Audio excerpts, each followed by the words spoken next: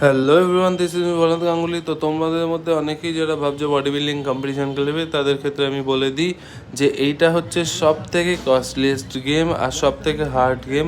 কেননা এই গেম খেলার জন্য তোমার কাছে মানে যথাযথ পুঁজি দরকার হবে, কেননা এখানে অনেক টাকা প্রয়োজন হয়। কেননা এখানে তোমার যা ডায়েট খরচা থাকে বা তোমার যা জিম এক্সপেন্স থাকে, যা সাপ্লিমেন্ট থাকে, সব কিছু ডিপেন্ড করছে তোমার পুঁজির ওপর। আর তার থেকেও বড়ো কথা হচ্ছে এই কম্পিটিশন খেলতে খেলতে তোমার ডেডিকেটেড হতে হবে, কেননা রেগুলার বেস ওয়ার্কআউট করতে হবে, ঠিকঠাক টাইমে ঠিক খাবারটা খেতে হবে, ঠিকঠাক সাপ্লিমেন্ট ইনটেক করতে হবে।